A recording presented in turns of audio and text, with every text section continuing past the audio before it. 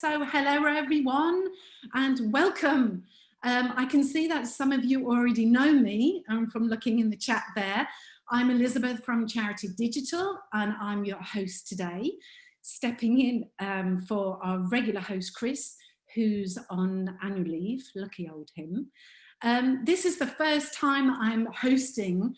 I've carried out Charity Digital webinar presentations myself as a guest speaker. So I'm delighted to be on the other side for this one. It's great to have you all here. And I hope that you're managing to keep cool during this week. It's been a bit sticky, hasn't it? But I hope that you've been sort of enjoying the sunny weather anyway. Now, for those of you who are our regular viewers, welcome back to another webinar. And for those of you who are joining us for the first time, it's lovely to have you here. And we hope that this will be your first of many webinars with us. Now, probably as most of you are, I can see in the chats that some of you are still working from home. We are still remote working. So sometimes from time to time, home connections do present us with connection issues. So please bear with us. If you lose us at any point, we will address this immediately and we'll come back to you, okay, as soon as possible. Now, unfortunately for me, this week there's builders working in the house opposite, so I'm hoping that they won't be making too much noise. I've closed all the windows, so it's feeling a little bit hot in here, but if you do hear sort of banging in the background or something resembling a cement mixer churning over, don't be alarmed, it's just the builders. And as many of you know, I do live in Madrid and we have lots of overexcited dogs that roam the streets. So you might hear some barking also. And these are just the joys of working at home that we've all experienced in one way or another over the last 5 months or so. And it'd be good to actually share those experiences when sort of all of this is over. So here at Charity Digital, we've been working really hard in this hot and sticky weather and have produced some fantastic content for you during these summer months. And today is not an exception to that. We're focusing on, is the cloud really secure? Now, this is a hot topic and it has been for a while. And we'll be looking at how the NCSC choose its cloud services and learning about whether to move over to the cloud, is it secure or not? Now, we were going to be having Cub as a guest, who is brilliant and he's hosted many of our past webinar security sessions, but he can't make it today because he's just recently become a dad, which we're all thrilled about and it's great news. But we've got the equally fantastic Matt from the National Cyber Security Centre. But just a heads up for all of you, Matt will have his camera off during this session, so you'll only be seeing me today, but I have brushed my hair, so hopefully I'll be presentable to you all. Just to let you know, we've got some exciting events coming up. Join us on the 27th of this month at 1. You'll be learning more about getting the most out of Charity Digital.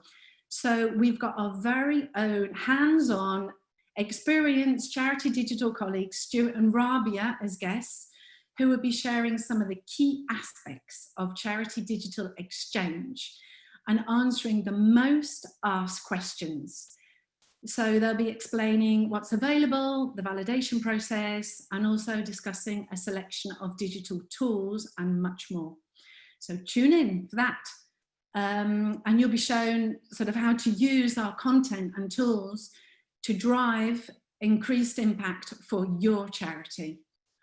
Also, exciting news. Keep an eye out for more information on our next digital fundraising day, which is going to be launched in a couple of days' time on the 17th. I think the 17th, yeah, in a couple of days' time. I lose track of days. This is now our second fundraising day, which will be held on the 15th of October, which we're really excited about, obviously. The first one was back in November last year. So for all of you that receive our email communications, you'll get an email soon to let you know more details about Be More Digital Fundraising Day. And if you don't receive our communications, sign up quick so you don't miss out, okay? Now, as always, throughout the webinar, please feel free to share your ideas, experiences and comments with us. It's about the content and the things that have worked for you, or things that maybe haven't gone quite well, because it gives us all a good opportunity to learn from each other. So if you're happy with that, go ahead and share. We will be hosting a Q&A session with Matt at the end, and you can ask questions during the webinar using the Q&A button on the screen, which looks like two speech bubbles overlapping one another, okay? We'll be gathering these questions up together, and then we'll group them all at the end and we'll ask them.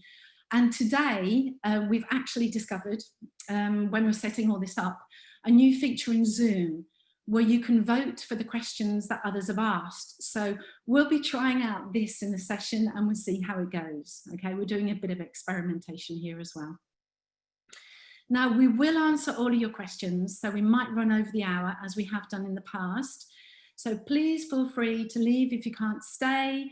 We'll be covering all your points, okay? This webinar is being recorded and you will receive the webinar slides with the recording in a couple of weeks via email. And as always, you can also view the recorded webinar and the link of the resources that Matt is going to give us on our website as well. Okay, I think that's about it with the housekeeping rules and everything else. So without further ado, I'll move over to you, Matt. Welcome, and thank you so much for covering for CUB at such a short notice. It's great to have you here. Thank you. No, thank you so much for inviting me. It's really wonderful to be here. This is, in the same way, it's the first time you're hosting one of these. It's the first time I'm actually delivering one of these live, say, standing in for CUB, because it's Happy News. It's quite an extreme way to get out of doing a presentation, I think. But you know, we'll hopefully go through some of the things that you need to know most about cloud in the session today. As I said, I'm one of the charity engagement officers with the NCSC. And we were kind of set up back in about 2016 with a mission to make the UK the safest place to live and work online. It's an ambitious mission, it's a 24/7 mission, and it's only possible with your help and assistance out there in the charity sector. We've developed policies, guidelines and resources that can help you and your charity and all those people within that charity and connected with it stay safe online. So as I say, without you, we can't do that sort of thing. I'm going to keep it brief today. Hopefully I'll talk for no longer than sort of 25, 30 minutes. I'm never a great believer, especially when you're online and you're a disembodied voice reaching out into people's homes, of having sort of 400 slides like the old 1970s or 80s holiday slideshows that you used to get. I don't believe there's any photos of Spanish waiters in this one, but unless CUB's dropped a surprise on me for later on. As we said at the start there, if you've got any questions, there's the chat window, so please keep those coming in throughout the session. There'll be plenty of time for questions at the end, and I'm happy to stay online for as long as you'll have me to answer those questions that you may have, because I know it's a hot topic for people, cloud, and all the associated questions that come with it. So in the webinar today, what we'll cover is really talking about what we actually mean when we talk about cloud, different definitions, that sort of thing. Talk a little bit about how the cloud really differs from traditional computer systems that people may have had in the past. And I'm not intending to get into any sort of technological group therapy, as it were, but I would like to briefly explore notions of trust and security that are associated with moving across to the cloud, because that's really important. It's a different model that you have to adopt when you do start taking on cloud services. The NCSC ourselves are really big users of cloud-based technology. So what I'd like to do is go on then to talk a little bit about what we did when we were selecting our cloud services, so that you can hopefully have that as a little bit of a case study of what other people may have done in this respect. I'll start exploring some of the common myths and misconceptions about cloud, you know, stories about servers that go bump in the night, that sort of thing. and hopefully we'll get away from that idea that it's all going to go badly wrong one day. I'll talk a little bit about where your focus should be, and suggest that the underlying security of the public cloud should really no longer be your primary concern. So these nightmare scenarios that people always bring up in relation to any kind of technology, like any nightmare, can seem frightening. But this idea about the underlying safety of the public cloud shouldn't really keep you up at night anymore. What I'd like to sort of argue now really is that the big security concern really predominantly with moving to the cloud is not whether the cloud in and of itself is safe, but whether it's being used securely, and that's really the important stuff. And should be what your focus of concern should be, I would argue. Throughout, what I'd like to do is highlight some of the relevant NCSC resources, guidance and policy that we've put in place on our website. And I would always plug going to the website, because there's some great stuff on there that you can use. And the wonderful thing about all our stuff is that it's absolutely free at the point of delivery. So you don't have to pay a single bean for any of it. And it's all been set up there to assist you. The other thing that I would say in relation to this is, if there are resources that you'd like to see out there that you haven't seen, that we're not providing to the sector yet, please do let me know, because we're always keen to develop new stuff. So moving on to the next slide. What does the cloud really mean? Well, it's safe to say that when we talk about the cloud in the context of computing, it's got very little to do with meteorology and much to do with distributed technology. In a nutshell, I'd say the most straightforward definition is probably to state that the cloud is where shared computing and storage resources are accessed as an online service instead of hosted locally on hardware that you might find in-house. When considering moving to the public cloud, one of the first questions is often, is the cloud secure? As I said before, it's a natural question, although the public cloud offers an impressive array of tools and services. Hidden beneath that slick visible layer are the complex layers of software and hardware used to implement the services that you consume through it. We really need to move away from asking, is it secure, though, I'd say, and the answer is pretty much yes now. Yes, in certain contexts, and on to the more pressing issue of how it's being used. And how it's being used is dealt with in this slide here, that talks about how the cloud is different to traditional systems. A common way that you may have come across people talking about traditional versus cloud on a lot of articles out there in the press is this question of the notion of pets versus cattle is a concept that comes up a lot of times. People are sort of argue that traditional computer systems have servers that are like individuals. They're all different, they're kept as long as possible, and they require a lot of maintenance, much like a pet would be. They may even have a name. And with modern computer systems such as clouds, servers are just really commodities. They're resources to be added or removed as required. And this could kind of make them more like cattle. It's a good analogy, but what I'd argue is that it can be a little bit misleading, as people don't keep pets and cattle for the same reason. For that reason, I prefer to use the notion of the cloud versus traditional computing being more like the situation of private cars versus hire cars. And here's why.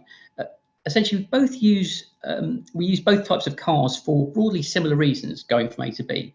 We personalise our own cars. We sometimes customise them too. We may name them. And if you look at the lovely vehicle on the bottom of the screen there, I'm sure that's probably called the Beast or something by whoever owns that one. We change them reluctantly, and we often pay a high upfront cost. And then we pay for regular maintenance in sort of, service contracts and that sort of thing. However, we choose hire cars based on broader categories. For example, how much space they would provide us, whether they're manual, automatic. And a car that we're given is a commodity from a pool of similar vehicles. The hire company maintains it for us. If our requirements change, we get a new one. So if your family increases, you get a slightly bigger one, and the hire car company will provide that for you. We pay whilst we have access to the hire car, but not when we don't need it, and it's been returned to the company. With both private and hire cars, we're responsible for parking it safely, and we're responsible for locking the doors. I mean, no analogy is perfect, but I think this drives home, and sorry about that, the key to thinking about the cloud, it's rentable computing power. Being rentable, the the cloud comes with restrictions, but it does allow easy scaling to suit your demands, and much of the computer support is outsourced to the cloud provider. As with the need to lock a hire car and look after the keys, we need to secure our code and our data in the cloud.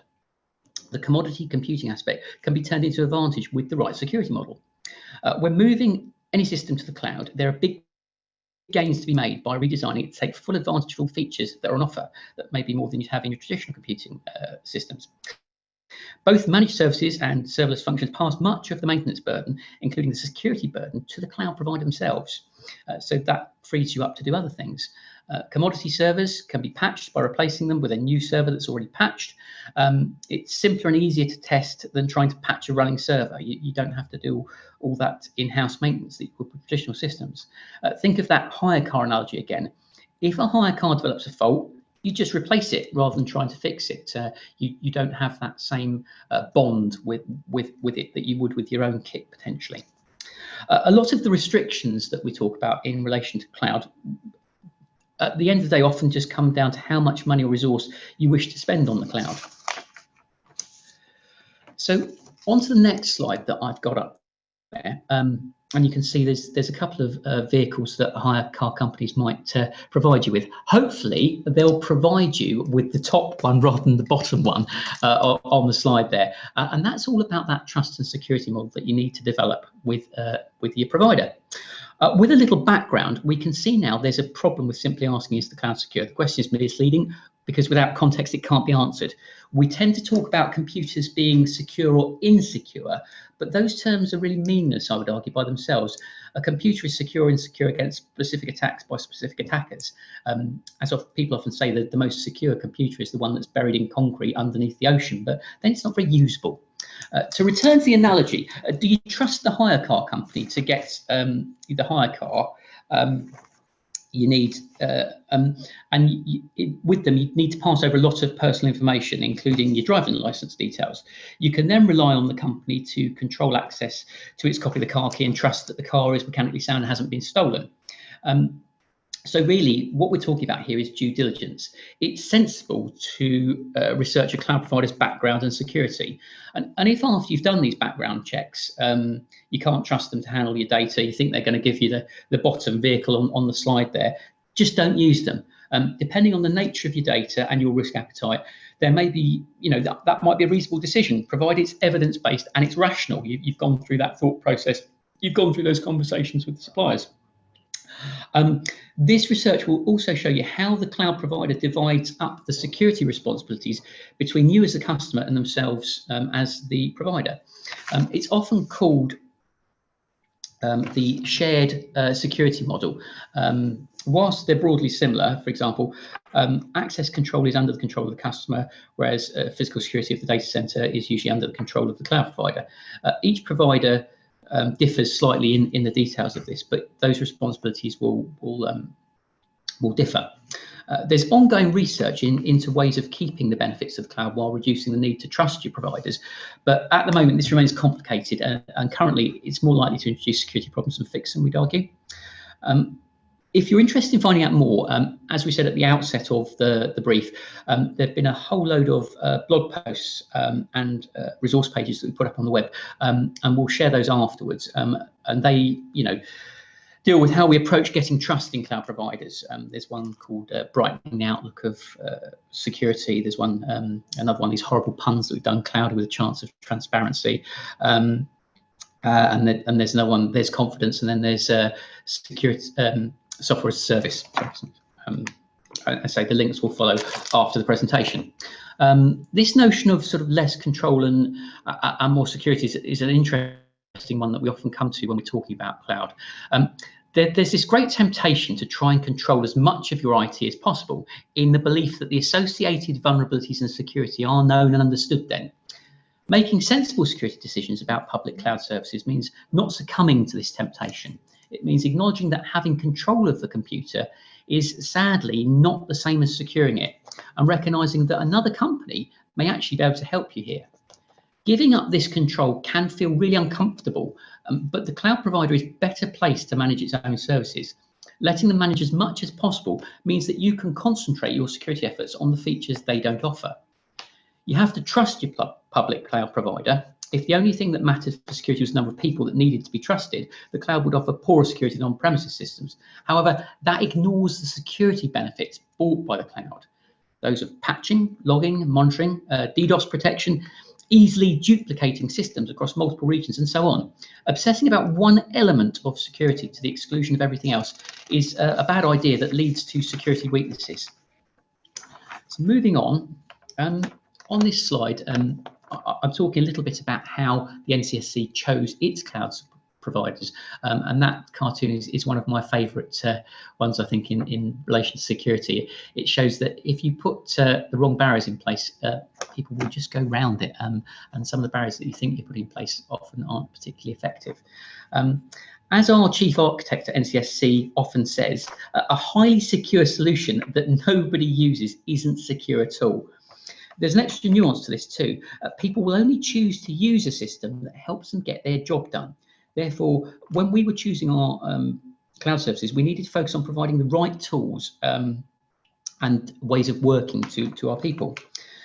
We learned a lot from the government digital service and how they go about collecting user needs. They have a service manual that they've designed, and so we chose to take a similar approach to them. A selection of things we heard when we were doing these interviews with staff from our users were, things like, I want to collaborate on documents with my colleagues so that we can work more efficiently.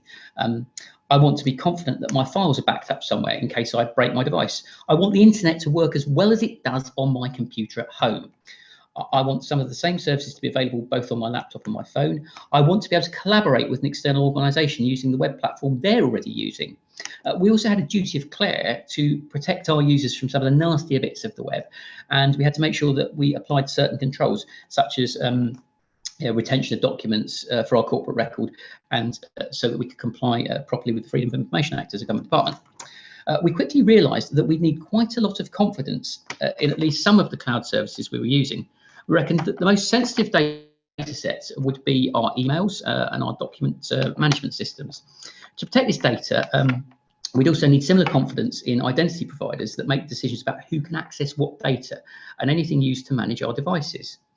This meant that for the NCSC IT, we needed to focus on Office 365 and our two infrastructure as a service providers, Amazon Web Services and Microsoft Azure.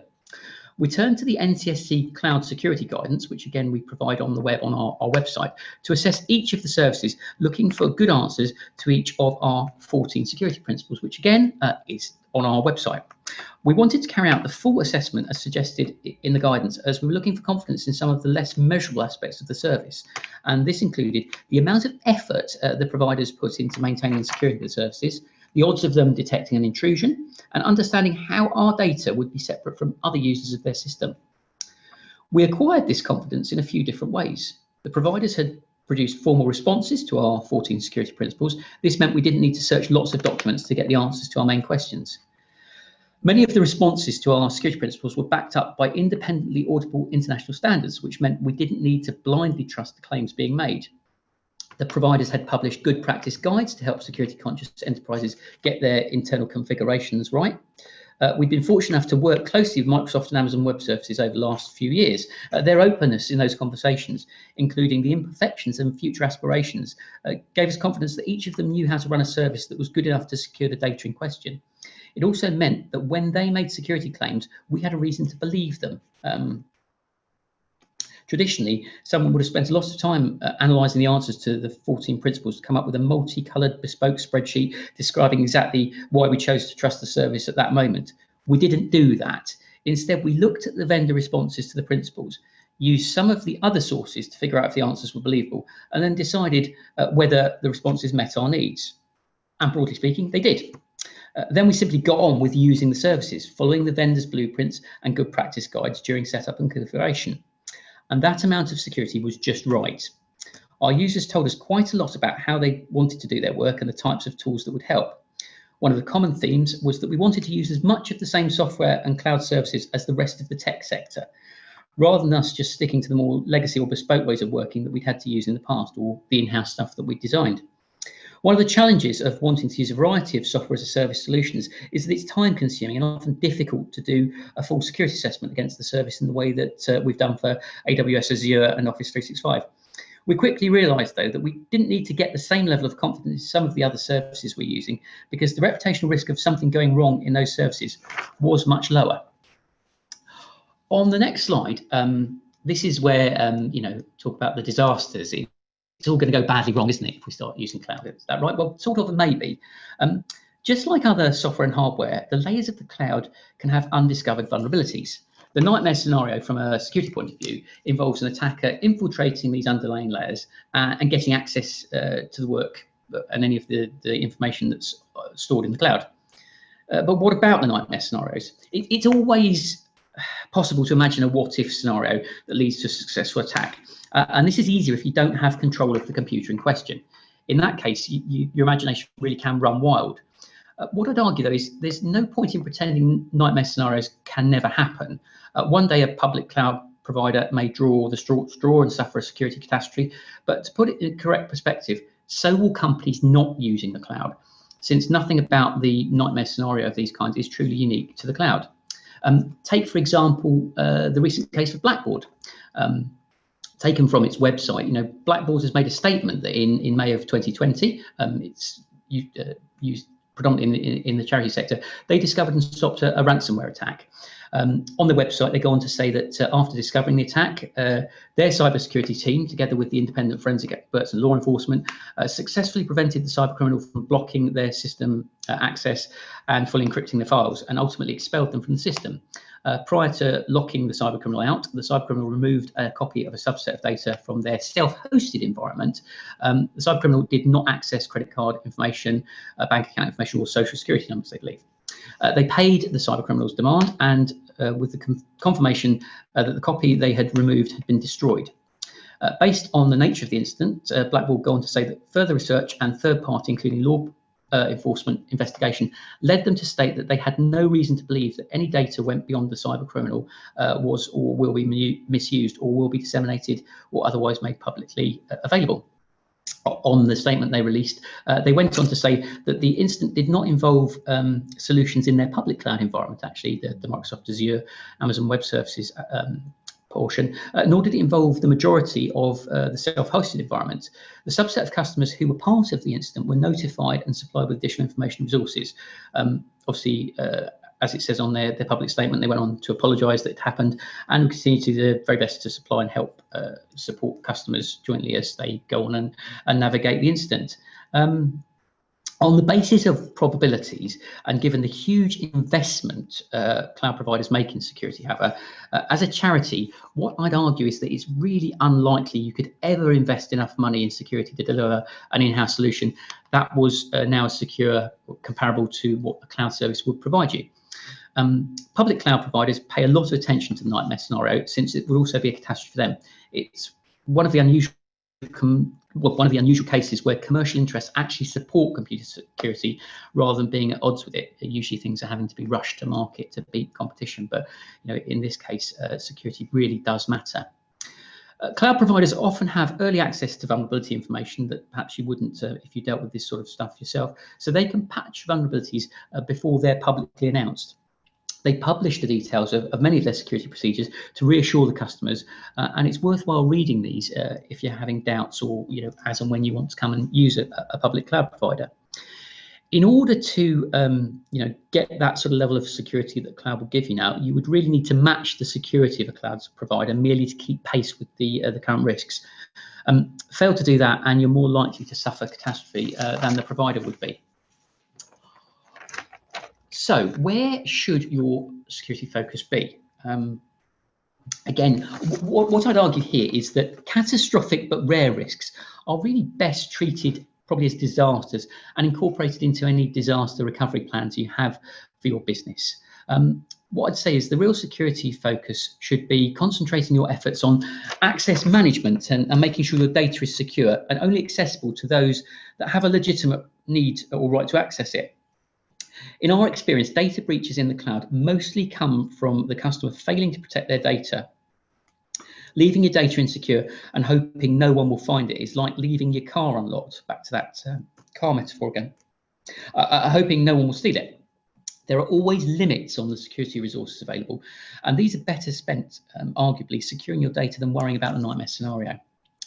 In respect of user education, the NCSC's recent work with small to medium-sized enterprises, charities, and the legal and accountancy sector has highlighted that a key issue for all these organisations is that there's so much cybersecurity advice available these days, in fact, probably too much. Many people find it hard to know where to start. Some organisations struggle to explain why cybersecurity is something that all staff should care about. And even within larger organisations with dedicated training resources, they find it difficult to explain the technical aspects of cybersecurity in ways that are relevant and meaningful to their staff, so that they can help keep themselves and their organisations safe from cyber attack. Equally, many charities and small and medium-sized enterprises may not have the resources to put any cybersecurity policies and training in place at all, leaving staff exposed as their frontline defence against cyber attacks. For these reasons, we at the National Cybersecurity Centre produced an e-learning package called Stay Safe Online, Top Tips for Staff. And again, it will be one of the links that we'll share afterwards with you. It's totally free, it's easy to use, and it takes less than 30 minutes to complete. The training introduces you to why cybersecurity is important and how attacks happen. And then it covers 4 key areas. It talks about defending yourself against phishing attacks. It talks about using strong passwords. It talks about securing your devices, and then it goes on to talk to you about reporting incidents. If in doubt, call it out, essentially. The training is primarily aimed at the charity sector, the voluntary sector, and small and medium-sized enterprises, but it can be applied equally to any organisation, regardless of size or sector. It's been deliberately designed for a non-technical audience who may have little or no knowledge of cybersecurity, and it has tips in it that complement any existing policies and procedures that you may have in place. Finally, looking to the future, it's really important you think about where your organisation is going. The great thing about cloud solutions is that they can be scaled up and scaled down as required in response to a crisis situation or a peak of service demand. You can up the resources available to your charity, but then you can scale this back once the peak has passed. And you'll see this time and time again in the online retail sector at Christmas, potentially, when companies look to cope with peak sales and peak demand. Moving on again to the next slide. This is one of the other services that we've put in place. As I said about the user education piece, phishing really is it's a persistent threat, and it's one of the main ways that organisations are still compromised even this day. So to combat this threat, we at the National Cybersecurity Centre set up the Suspicious Email Reporting Service, and you can see the URL for it there, report@phishing.gov.uk. It's been hugely successful, I'm pleased to announce, and we've had so far over 1 million reports into the service. Over 10,000 malicious domains have been taken down from the internet as a result of having this up there that would still be out there sending phishing emails if we hadn't got this in place. To use the service, we can't do bulk reporting at the moment. That's something that we hope to implement in the future. But all you need to do is forward any emails that you think are suspicious onto report@phishing.gov.uk. Our automated system then analyses and finds any malicious links or attachments. And if we find any, we take action immediately to either take those sites down from the internet or pass the details to an internet service provider to get them blocked. By forwarding emails, you're helping to keep the UK safe from online crime and scams, and protect your charities and everybody working within them.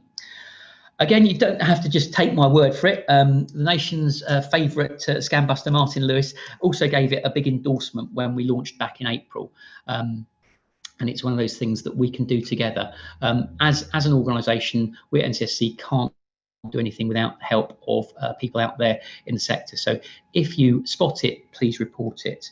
And say that the link's up there for people that would like to jot that down. That kind of brings me to the important bit at the end, which is to say thank you very much for listening and being so patient with me while I go through this stuff about cloud. it's lovely to have a chance to chat to you online. So the first time I've done this, but I'm very happy now to pass it back over to you and to take any questions that you might have in relation to cloud or other stuff. Brilliant. Thanks so much, Matt. I really appreciate it. That was really interesting. Yeah, thank you. Lots of jam-packed information in there. What we're going to do is go straight to the questions. Also, sort of let us know what you thought about the voting new feature. That's I can see that there's a few thumbs up there, so that's great. We've got a question from Patricia Bell. Okay, and this has 7 thumbs up. So, Matt, the first one for you, 8 now, 9 now. Okay. Do you have any handouts, etc., on how secure? Oh, we've answered that one. Okay. Yes, we've answered that one. Thank you so much. He's going to answer this one. So basically, yeah, do we have any handouts on secure Zooms, and especially in respect to our GDPD? Yes, we will come back to you on that. Okay. Yeah, there's a variety of guidance that we've put out there in relation to video conferencing applications. And again, if you go to the NCSC website, I think we might have even done an article with you guys at Charity Digital about it recently that links out to that guidance. You know, it's really important that you choose something that's appropriate for your business and hopefully links in with the other stuff that you're doing. We're a kind of Microsoft organization here predominantly at NCSC, so we typically use Teams. But you know, I'm talking to you down on Zoom. I've used other things. There's a variety of different products, and it just depends what's most suitable for your business, really, or your charity. Okay, thank you. Fantastic. Let's move on to one from Hannah. Okay, are there any key things to look out for when doing due diligence on cloud providers? Are there big names, the safest and easiest to use, Matt? Yeah, well, again, you know, I as a sort of civil servant can't tell people what to go out and buy. It would be wrong of me to do that. I can't give different companies advantages. But what I would say is that there are a number of large cloud providers over there that out there in the market. You know who they are, that will provide you with very, very good security. The amount of money, as I say, that they spend on that sort of thing, there's no way any charity really could mirror that in what they do. In terms of the due diligence aspect, what I'd say is we've got those 14 principles. So those will be questions that you can go back to and you can ask when you're, having those conversations with potential suppliers. And if you're not happy with the answers that you're getting back, then potentially that product probably isn't for you. But as I say, again, I'm probably going to sound like a crack record here, but I'd point people to the guidance that we've got up on the web, because it's been worked through by all the tech guys in-house. And, you know, as I say, it's what we use to select our cloud services as well. So hopefully that will be helpful. What we want to do is share as much, you know, useful stuff as possible with people, so it will help them undertake that due diligence and, you know, ensure that they're choosing stuff that's right for them. Yeah, hopefully that's answered the question from Jane, because she was asking about the 14 principles as well, sort of further down with those questions there. So sure. Yeah, thank you. Let's move on to a question from Andrew. Can we use US-owned services and still comply with GDPR? And so he's specifically asking for Microsoft Office 365. He's thinking about sort of potential for data to be stored outside of the UK and the European Union. Yeah, I mean, it's a good question. I can't say hand on heart that I've, you know, I'm not a legal expert, so I don't know all the intricacies of the Act. What I would say is that there's a lot of organisations out there within the UK that successfully use those sort of Microsoft products at the moment. You'd probably have to dig into it with maybe even the Information Commissioner's Office. They've got some good advice and some sensible, sane advice about GDPR. It was one of these sort of horrible bogeymen that attacked the sector a while ago, and actually now that we've bedded down into it, there were a lot of these sort of GDPR experts that cropped up, which was interesting because, you know, given that it wasn't around, it was before it was interesting how anyone could be say that they were an expert in it. I think it's still sort of bedding in. It's there. I would say, yeah, there's good advice on the Information Commission Officer's website, and just shop about a bit and see what you can find. Yeah, okay, thank you. We've got a question here from S. Paisley, and maybe this sort of ties into the 14 principles, I don't know. But how do you know what questions to ask the cloud provider in order to feel assured and reassured? Again, yeah, I would say that sort of ties in with those 14 principles. It's about, understanding how they're going to control your data, what they're going to do with it, who else you'll be sharing cloud space with, what volume of data traffic you've got there, where their data centers are, all those sort of things that you might want to unpick, when you talk to them. It's, as I say, it's just about establishing that relationship. Ultimately, these are the people that are going to be storing your data, which is the lifeblood of your organization. So you need to be assured yourself that, they're competent to be doing that activity for you. You are giving people, a lot of responsibility. But again, as I say, if you're using one of the large cloud providers, they're storing so much information out there for so many different organizations. They've got form in terms of protecting that information, and it's in their interest to do so. Security is their business.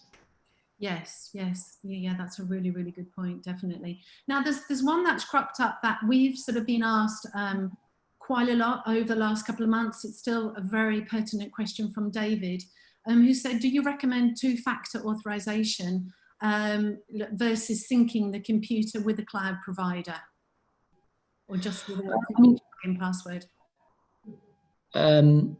2FA, where it's available, is always a great thing to put in place. It's not available with everything, but certainly for a lot of government departments, they now use 2FA for their users logging on. It's great because you have to have that. That's something and that's something you have. Option which will give you that additional security. So even if your password is compromised, you've still got to have that access code to get into the system. So it's a really good sort of belts and braces system to put in place. So, passwords as a system aren't great because they're often quite easy for computers to guess, but they're quite difficult for people to remember. So that's why when we talk about password guidance, we've gone off to suggest that people use this 3 random words approach.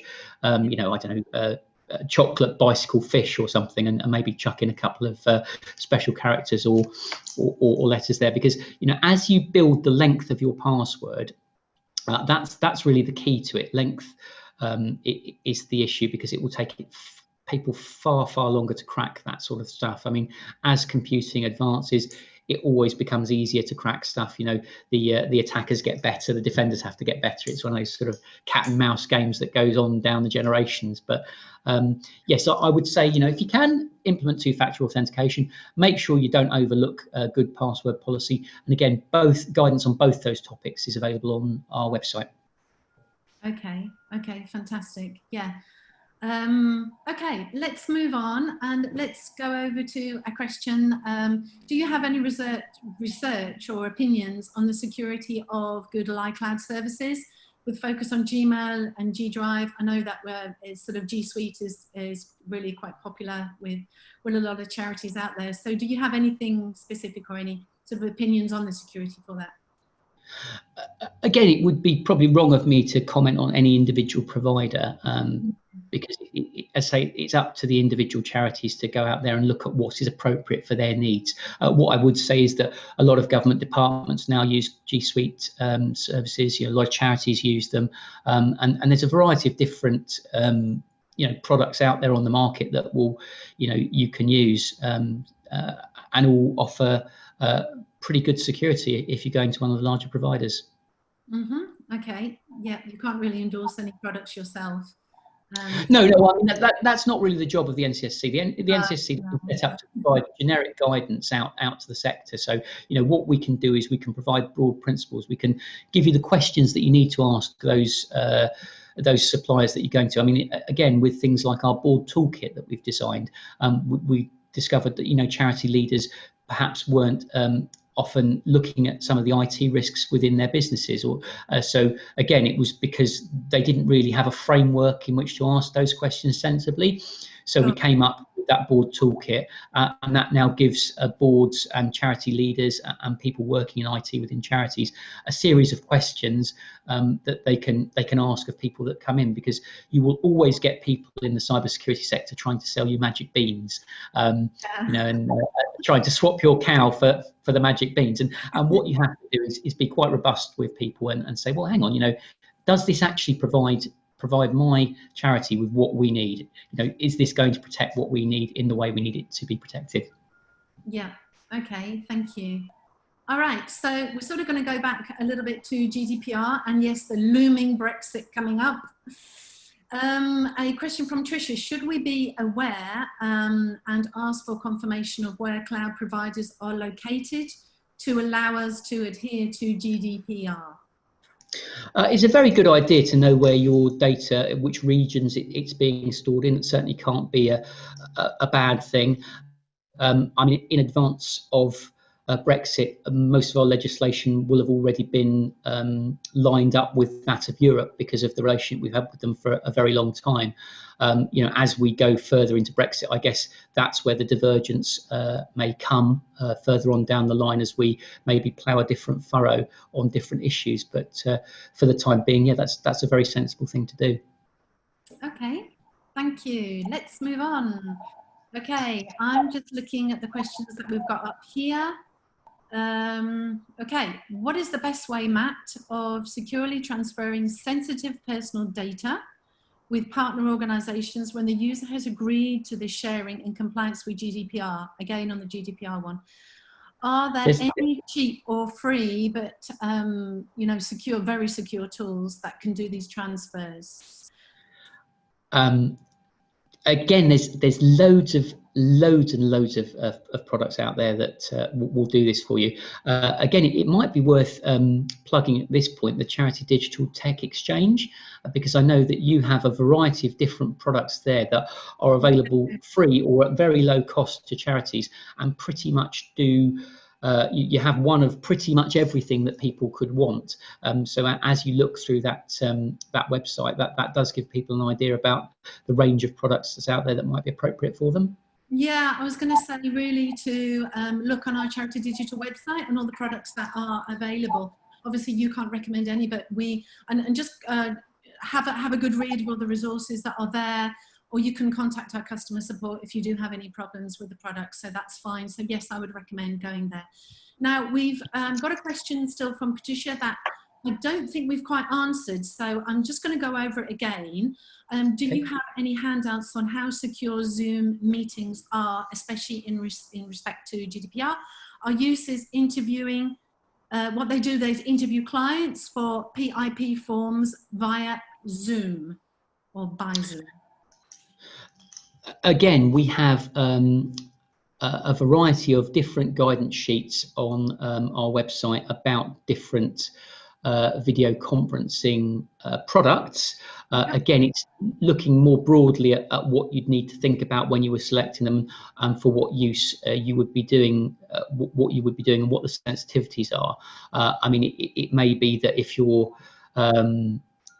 discussing very, very sensitive information, you have to look at where the main threat to your charity comes from, I think, really.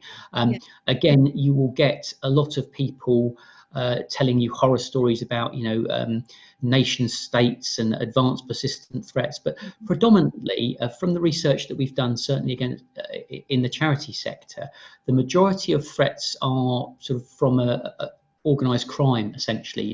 It's people that are after the funds of your charity, and the main ways that people will go after that is through phishing attacks. So what we've tried to do is try and keep people focused on what the main threats to them are, so that they can look at addressing those first. Again, it's the issue about that nightmare scenario. Yes, you may be unfortunate and have that nightmare scenario at some point, but again, they're probably better dealt with through business continuity plans, like disaster recovery kind of stuff. What you need to do is probably think about how you train your users up, those processes that you have within your business that can help your staff keep your business safe, your charity safe. I'm using the term business, apologies for that. But yeah, if an invoice comes in from people that you're not expecting, it's that case of the finance department need to pick up the phone and have that double check. I've had horror stories in the past where I've spoken to a particular charity who were defrauded of something in the region of about 15 grand, I think it was, but it was because of a misplaced invoice through a phishing attack. And the chap in charge of said charity said, "Oh, it's all right. I've got everyone into the office and I've shouted at them and they're never going to do it again." What I would say is, that probably isn't going to be the best approach to adopt. You need to have that just culture within your charities. And I think most charities are pretty good about that, really. You have people that, are genuinely care about others, which is why they've gone into the sector in the first place. You want to go to work and you want to be treated in a just manner. And certainly with security, it's often very hard to spot these sort of things. You want to make sure that people are treated fairly and they're not afraid to speak up when they see things that aren't right.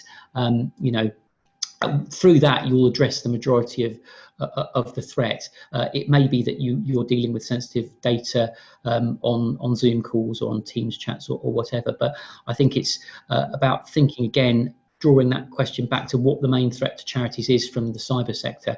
It's possibly not going to be people listening in on your calls. It's going to be cyber threat actors that are coming after your resources, your data or your cash. Again, it'd be really interesting for us to sort of have a shared experience on that, and for charities to let us know, what's been happening to them, and for us to that would be a good learning curve if charities could share sort of the attacks that they had. It really would be, because I know a lot of people, when they get these incidents happening, are embarrassed to share that sort of information. They think it reflects badly on them, but actually through sharing those stories, you can kind of raise awareness, because you don't want to be wise after the event with a cybersecurity attack. These things can cost a lot of money to to small charities, and it can potentially end a charity. It's when you're talking about large sums of money going out of the business. I know we've had spoken to people in sports clubs. There was one gentleman that was absolutely distraught. He'd been defrauded of 30-40 grand, and he was talking about mortgaging his house to try and keep that charity going and keep that sports association going. And this stuff really does affect people. People have a duty of care to their employees, and this can have a devastating effect on people personally. If they feel that they've let people down and they've let the charity down. So, what I would encourage people to do is have a look and encourage people to have a look at just baby steps, and have a look at the top tips for staff.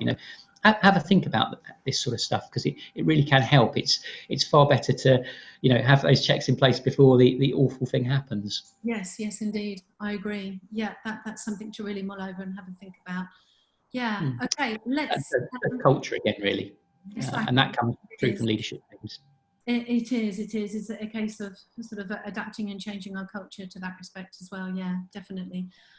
We've got a question from Jules, and who says, does the National Cybersecurity Centre have a template cyber policy that they can use as a base to start with? A template policy? Yeah, like a cyber policy. A cyber policy? Not necessarily a cyber policy, I wouldn't say. What we do have is we've got a number of resources that will get you to thinking about what you might want to do in your organisation. As I say, there's again, it's designed probably more for sort of medium to larger charities, the board toolkit, but we do have in place something called Exercise in a Box, which is worth a look at. Again, another resource on our website. I keep plugging this website. I haven't shown it to people yet, which is a shame, but I know the links will come out afterwards. But Exercise in a Box is phenomenal. Again, it's another free resource we've developed, because we found that actually the best way to prepare charities and organisations for cyber attack is to do that sort of muscle memory thing. So rehearse it in advance. And what Exercise in a Box does is it gives you a variety of different scenarios that might happen in terms of cyber incidents. So We've got one that's based around your charity perhaps experiencing a DDoS attack, your charity perhaps experiencing a phishing attack, and it gives you a very clear breakdown of what you need to do in terms of instant response. It tells you who you need to have in the room, right down to, you know, having a notebook and a pen and a runner and all that sort of thing to make sure that you handle those incidents as best you can, and you know, come out of the other side of that incident with your charity as intact as it can be. So as I say, in terms of a policy guide, probably that might be something we could look at developing if that would be useful for people. But what I would say is we've got those contributory pieces of work that you can do that, when jigsaw puzzled together, will start piecing that, putting that picture together for you. So you have things where you can test your instant response with Exercise in the Box. You have questions that you can put to your leadership teams with the board toolkit. You have a user education program that you can put in with top tips for staff, and all these little things pieced together. Again, we've got a reporting mechanism through the suspicious email reporting system. So all these things taken together will knock out probably 80% of the things that your charity will be facing. That's great. Absolutely. That is really good. And I suppose sort of this goes on the back of this, the next question from Hannah, is there help out there to create a training program for cybersecurity for staff in using the cloud? I know that you do visits, don't you, to charities, and you can sort of organise a visit just to check their sort of security in place, but what about training? In terms of training, yes. As I say, we've got the top tips for staff in place. In terms of cloud, I don't think we've got an e-learning package in place around the specific cloud security yet, but I would say from the blog articles, which we'll share afterwards, and the resource guides, the things like the 14 principles, the steps in the principles document, you'll be able to develop that sort of thing quite effectively. The great thing about going back to the exercise in the boxes, you know, all this stuff is, you know, it's stuff that you can pick up and use yourself. You don't need to pay a consultant to do this sort of stuff for you. It's a framework that you can adopt, and a lot of it is, I hate to use the term common sense, but it's not overly technical. What we don't want to do is blind people with science with this sort of stuff. It's another strand of business management, essentially business risk management. Cyber is just another risk that you have to bear in mind, but because of the way that technology reaches that web out into every part of your charity, it's kind of a fundamental risk that if you don't grip, it can really, you know, come back and bite you. Yes, I can imagine, and it can bite you quite hard in that respect. Yes, indeed. Far better to put some of these basic steps in place, like the two-factor authentication. Yeah, that's right. Yeah, we've got a good question from Ruth, who has said, it's probably, this will be the case for many charities as well. If you work with an IT company to support your IT issues, how do you suggest that they navigate a move to the cloud with them? So I missed my connection dropped out a little bit. I missed the middle bit of that. You're working with an IT provider, and you want to move to cloud. That's right. If you're working with an IT company that support you on your IT issues, how do you suggest that you sort of navigate with your company to move everything to the cloud? I guess that's one of the discussions that you need to have with your IT suppliers, and if you find out that you've already been moved to the cloud, that's probably another discussion that you have to have with your IT suppliers. No, again, it's about having those sort of open conversations with people. You know, that what worked for you a couple of years ago may no longer be appropriate. It may be that they have cloud packages that they can put in place for you. You know, it depends how much of the work you're able to do yourselves or how much you want to contract out. Again, when you are putting your IT in the hands of others, you have to be content that they're going to do it and protect you in the way that you need to be protected. So again, as part of that due diligence process, you'll probably already have done that with the supplier of your outsourced IT. So probably it shouldn't be too much of a leap then to do similar stuff with cloud people, perhaps in tandem with them. Okay. we have just come up to the hour, so it's just a minute over the hour. We will be ploughing ahead with the questions as I mentioned before. So if you've got to go, you've got to go. If you can stay with us, that would be absolutely fantastic. And I should just carry on. We're going to go to, let me have a look, a disaster scenario, Matt. Okay? Oh, yes, this is crikey. and so given a disaster scenario and dependencies on complex infrastructures, what would you recommend, or what would be your recommendation on backing up data locally? Good question. Interesting. It's a really good question, actually. Yeah. I mean, in terms of data backup, what do we say? We use the old, again, this will age me now to members of the audience, the old Ted Rogers 3-2-1 principle. And if I had my camera on, I'd do the hand gesture that he used to do on the quiz show. But essentially, you should kind of have 3 copies of your data on 2 different formats. Okay. So maybe you want something in the cloud, maybe you'd want something on a stick.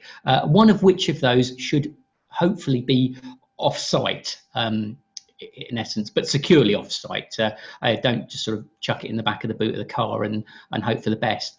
By having that sort of spreading those copies of the data. I mean, say I'm not advocating you sort of fire data off all over the place, but what you need to do is identify first what really the core things that you have are that you need to run your charity if there was, pestilence, fire, flood, COVID, whatever it might be. What would you need to restart your business, and make sure that's the stuff that you're backing up, and also make sure that those processes are understood by the people undertaking them. I've heard many sort of horror stories in the past of people getting new IT folk in, and they say, oh yeah, the backup, you hit this button once a week, the red light comes on, and that it's done, and then you discover that that tape hasn't been working for about 10 years or something, but people have just followed the process and don't actually have any data backed up. So make sure you've got a fairly streamlined process that's simple, easy to follow, that covers the business critical data for your charity, and that you've got a backup in the cloud. That's the great thing. If you're making good backups, even if you were to suffer a ransomware attack, you can just say, well, thanks very much for that, chaps. We'll just go back to where we were yesterday and just start again from scratch, scrub the network clean, and you're good to go. Again, there used to be the view that it was a business decision whether you paid ransoms or not. Now, I know law enforcement have recently changed that perspective, and they're now saying that they really do strongly advise people not to pay ransoms. Again, with as with the case in the sort of physical world with hostages, what they are coming to think now is that it's actually encouraging more people to do this ransomware kind of stuff, because they're making money out of it, they can monetize it. So if people don't pay that, and they instead look at cyber hygiene as their way of dealing with this, then that's a far better and more effective way of dealing with it, and hopefully it will drive these cyber hackers out of business. Sure. Okay. Yep. Thanks for that. We've just got a shout out from Kathy Lee, and she says, please let Matt know that the link to the PDF version on Stay Safe online poster on your website is broken. So that's just well, thank you very much for that. That's the Stay Safe online one. Okay. Yeah, if anyone is sort of looking at that at the moment, just to let you know that that's not working. Okay. Sorry about that. I shall get the technical the QI elves, or whatever we call them in the business, to have a look at it. Yeah. Okay. Let's go back again to our GDPR. What I'm doing, I'm just sort of doing them in order of how people are voting. We're sort of testing this out today, so we'll go back to this one. Excuse me. Do you have guidance on GDPR compliant online storage? We have.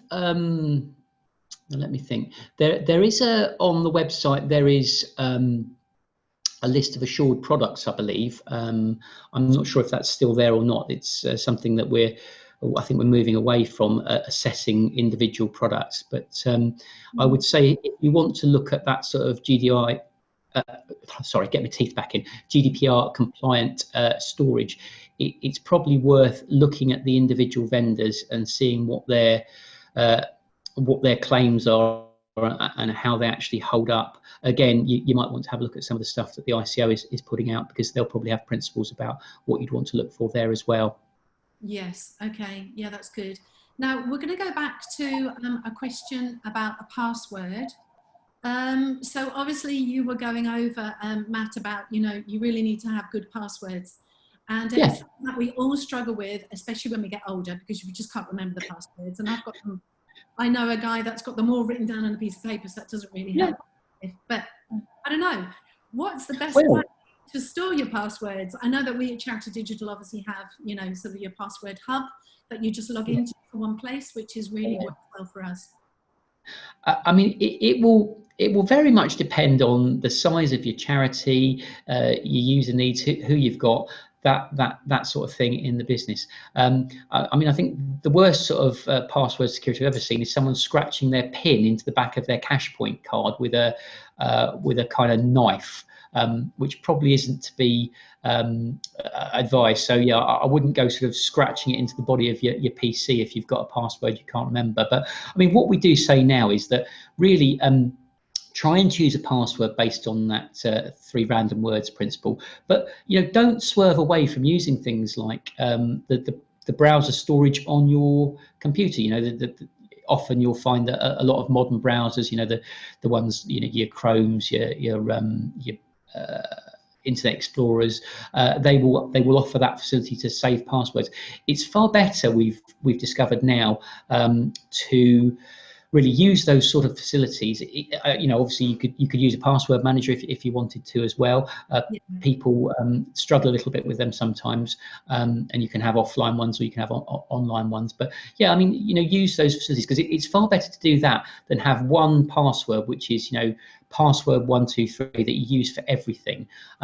In terms of passwords as well, the other thing to think about is what you're using those passwords for. So if it's something that's going to protect something that's really essential to you, your iCloud storage, it might be your online banking, that's the sort of stuff you really have to, they're the crown jewels that you really want to protect.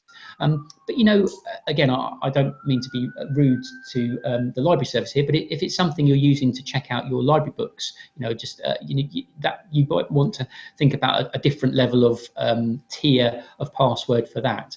As I say, with password managers, you really do need to make sure you have a complex and long master password if you're going to use those sort of things. But yeah, I mean, another thing you can do is you could write those passwords down if you did that securely. Again, it depends on what your needs and requirements are, really. But yeah, I mean, the Council of Perfection would say, go for that 3 random words approach. Try using a password manager. Try using the password managers on your browsers. And if all else fails, there's other options available to you. I think my answer for actually remembering a password is to have my 9-year-old by my side, because she remembers all of them. Indeed, yes. I mean, if you can also make the passwords rude, they're often easier to remember as well, I find. Other people have different approaches. I mean, I know somebody that's got a favourite book, and they pick a page at random in the book, and then they use a line of text from the book as their password. Yeah, that's a if good that's one. a system that works for you, go for it. Exactly. Yeah. Okay. Let's move on, and let's have a question from Sean, who's saying, are there any specific introductory guides for those who are planning to start using cloud services? Again, there's a lot of different cloud services out there. You'll find that each of the providers will have set up guides on their own websites, and they'll offer a lot of support to people as and when they become customers. In terms of generic guidance, we'll have some stuff on our NCSC website. As I say, we've got the 14 security principles. We've got the blog that covers a lot of the content that I delivered in today's session. That difference between hire cars and private cars, that sort of approach. So there's stuff out there, but as I say again, please, if there is stuff that you need as a charity that you can't see when you go to our website, because we also have the charity resources page that's got the small charity guide on it. please do let us know. You've got the inquiries email there, so please just ping those inquiries in after. If once you've had a look through the website, you think, well, actually that doesn't quite meet my needs, I need something that's a little bit different, then that's what we're here to do. We want to develop things that will help everybody in the sector. We tend to work with umbrella bodies to try and understand people's requirements. So we'll work with Charity Digital and do a lot of work with them to understand what their members need as well. Yes, and I guess the next question from Margaret sort of fits in with this as well, because it will be in the guides that are available, and she's asking, how do you retrieve information from the cloud? How do you retrieve information from the cloud? Typically it's by logging on through a web portal. There's a lot of sort of mystery around the cloud, but essentially it's just people's computers. You're not using the computer that's on your desktop, you're using the computer that's in a big data warehouse, somewhere in Holland or something. It's just as simple as logging on. So keeping in with that sort of mystery around the cloud, Matt, we've got a question. Where is the cloud? The cloud is all around us. It's that I'm going to get all sort of Keanu Reeves and Matrixy, but essentially, when you plug into the internet, you've got that connection to servers where data is stored, and once you've got the relevant usernames and passwords to access those big lumps of servers, that's where you'll draw your information from down from. It's all distributed across the world through all these wonderful fibre optic pipes that run under our feet and homes and things. It's quite scary when you think about it like that, isn't it? Yeah, I mean, it always staggers me. You get these wonderful things like web pages, and all they really are is little noughts and ones. That's all it is. Little bits of data. Yes. Okay, we've got a question from Sue, and she says, is the information about the national international standards available on your website? We do have some information around those sort of things. There's various international standards that you'll probably hear bandied about within information security. ISO 27001 is the biggie that you'll often hear. There are also a lot of other standards for information assurance, COBIT tools, all sorts of manner of things. We have a system called an assurance scheme called Cyber Essentials in the UK that many of you may have come across already in Cyber Essentials Plus. That's one that was kind of designed by the NCSC and is now run by our partners IASME. Okay. I believe there is a charge for undertaking that scheme, but the standards that you have to reach in order to get a certification under those schemes are publicly available through the IASME site. So even if you choose not to pay, I think it's something like £300 to get your annual certificate for Cyber Essentials, which will demonstrate that you've met the baseline security standards that will protect your data and organisation, you can still assess yourselves personally against those standards without having to pay it, because it's all publicly available. It's the same with the ISO standards. You can get them if you want to, and you can there's just ways of assessing what you're good, where your strengths and weaknesses are, really. Okay, that's really interesting. Okay, good. Stephen, we are now going to be moving over to suspicious email reporting. Okay. Stephen says that I would expect that many of the scam phishing attacks originate from other countries. As we know, North Korea, Russia, etc., Iran. What can the VCSC do to deal with people, or the NCSC do to deal with people who are sort of suffering from these attacks from those countries? I know, sort of working in email marketing, that the majority of the spam bots are actually coming from Russia. So that would be interesting on your take on that, Matt. Again, there's a lot of talk bandied around about different countries and what they do online and where these attacks ultimately come from. There is the NCSC have called out certain countries about certain things that they're unhappy with them doing, and you'll see that those incidents are logged on our website.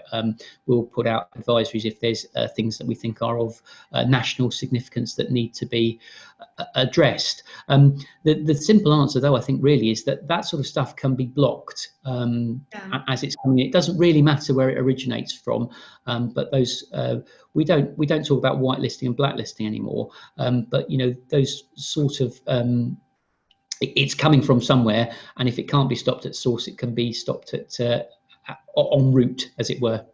Yes, that's right. Yeah. And we have Cert UK that do investigate stuff. I say what I would say is if you can report any of this stuff you're seeing, it's brilliant, because it all goes into the sort of national sausage machine now, and then internet service providers will block them in the data centers and all sorts of things. So it can be stopped. It can be stopped in transit. And the other thing also to bear in mind is there will be conversations going on bilaterally, internationally with different partners about how the internet should be run, and what we expect of other people. Where we see behaviour that we think falls below the standard of what's acceptable, then we will now call it out. Yeah. Okay. Good. Angela would like to know about BitLocker. Do you recommend BitLocker encryption? Yes, it's great, BitLocker. It comes with most Microsoft laptops now. I've got it on my laptop at home. It's fantastic. What I would counsel against, though, is forgetting what your BitLocker password is, because when you do that, it's a bit of a pain. And again, this is the misery of passwords, isn't it? You've got all these things that rule your life, but as I say, please don't be tempted. Just have one password that rules them all, that you use for everything, because then essentially, if somebody gets the keys to the kingdom, they're into everything. Okay, yeah, I agree. Okay, we have a couple of questions left now. So it's been great, isn't it? We've had so many questions. Fantastic. This is phenomenal. Thank you so much for keeping these flowing in, because as I say, it's great, that it's generating this interest. I know a lot of people sort of snooze off when we talk about cybersecurity sometimes. Yes. But no, it's wonderful. I find it a fascinating subject. Well, so far you've answered 24, Matt, and you probably haven't realised. Wow. It. So I hadn't. Yeah. Okay. Keep them coming. Keep on going. Okay, we've got a question from Simon. Do you think digital email signing will ever truly take off? I'm not entirely sure what that could you question. Expand on that, Simon, for us?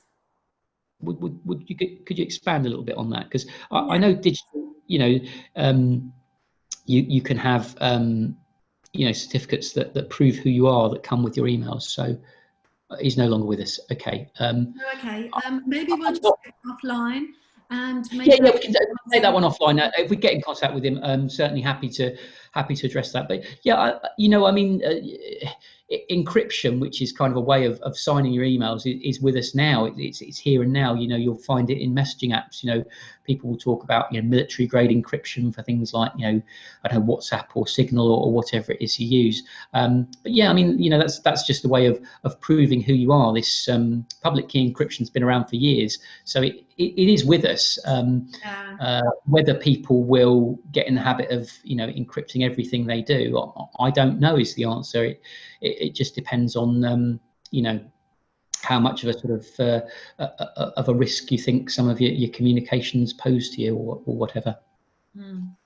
Okay, thank you.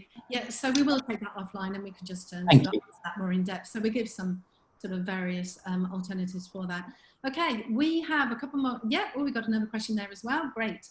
Are there ways to train users on detecting phishing emails? Okay, going back to the training again. So simulating sort of an email and analysing responses. I know a charity that I'm speaking to did do this recently, and all of their volunteers actually fell for it. So the rest of the question is, are the major cloud providers adding this functionality to their offerings, or do they need to depend on third parties for that? Well, as I say, we've got some free online user training that you can access already, that will give you the nuts and bolts of how to deal with this sort of stuff. In terms of what major cloud providers add, again, if you wish to pay for that sort of thing from your cloud provider, most IT firms will happily sell you a variety of different products depending on what you need. So if you say that you need somebody to do some user education for you, they'll have a product they can probably sell you that will do that.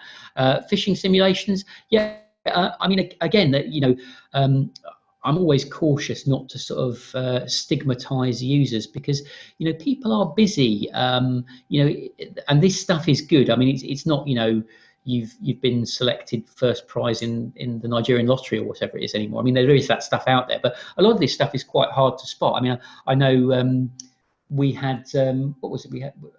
I'd ordered something from Amazon the other day, and I got one of these Amazon phishing emails in, and I nearly clicked on it myself. I thought, oh yeah, I've got a package coming today. I'll click on that, and then I looked at it and I thought, well, hang on, that URL doesn't look quite right. And then I realized, oh blast, they nearly had me there.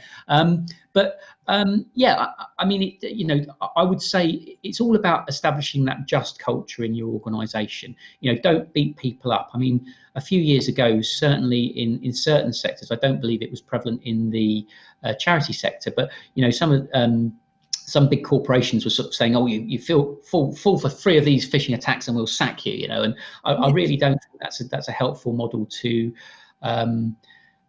follow. I mean, the people working within your charities are your best line of defense. Everybody always says, oh, it's the weakness in the system, but it's not. These are the people that are working on your systems, day in, day out. They're the ones that will spot this sort of stuff. And, if they can report it, and you can tell them to report stuff through to, you'll have an internal process, you can now report it to the national process. It builds up that security culture within the organisation, because once you've got a poor security culture, it takes, the studies that we've looked at, it takes so long to turn that around. Culture is a very difficult thing to shift in organisations, so it's a precious thing. Once you've got it right, hang on to it. It could take you 5 to 10 years to turn it around. Wow, so really that long? Gosh, well, it takes a long time. And again, it's about that messaging down from leadership.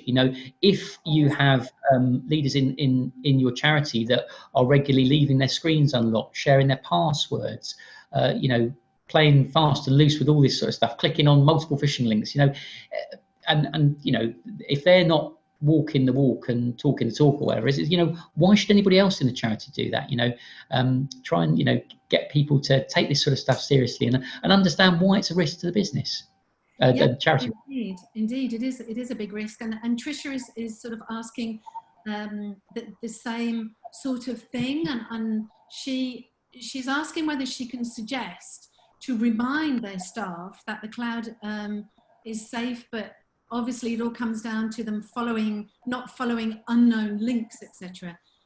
So she says, we can always ring and ask the sender if you know them, but if you send an email, and if not, then send it to the NCSC phishing inquiry email address to check. Would that be a good call? That's fine. I mean, what I would say is you won't get an individual response because of the bulk of these things that you're dealing with, but they will all be processed. Everything that is sent into that inbox gets is automatically processed. If it's not a phishing link, it will get discarded. But yes, anything that is malicious will get taken down. So if you have sent something in that's malicious, it will get taken down pretty rapidly as well. So were you to click on it a couple of days later, you'd probably find that it wouldn't work anyway, because we'd have nobbled it, which is really good. Yeah, that's right. So Trish is sort of, I mean, she's sort of asking that if you hang your cursor over the email address, Matt, and it doesn't look right, then should you just delete it? Well, what I'd encourage people to do now is to forward those emails onto the suspicious email reporting service, rather than just discard them and delete them. Forward them on, because then the next person, because all this stuff is done in bulk. I mean, they're just playing the numbers game essentially. They will just churn this stuff out until somebody clicks on it. But if somebody reports that, when somebody does click on it, if they're less diligent than you are, then it means that they won't fall foul of this. So it's kind of sort of, I don't know, it's providing herd immunity. I think that's a phrase I keep hearing in relation to COVID, but it's the same. It really, we can help everybody, by doing our bit. Sure. Okay. And the last but not least question from Sandra. Well, it's not really a question, but regarding training for users regarding spoof emails. Now, they use NoB4, which is excellent for providing user training and simulated phishing attacks. They don't overuse it, but they use it to target current situations, such as when they all started using Zoom and Teams. So that's a really good point to share. Thank you for sharing that, Simon. No, that's a really good point to make. There's, as I say, there's a lot of providers of this training out there. But as I say, if you can target it to those pinch points, you know, that's a really good thing to do, because as I say, we've produced some guidance. Again, he says plug in, it's free guidance that's on our website around working at home, working from home, and we'll, as we move out of COVID and people maybe do go back to the office, we'll produce some guidance for that as well.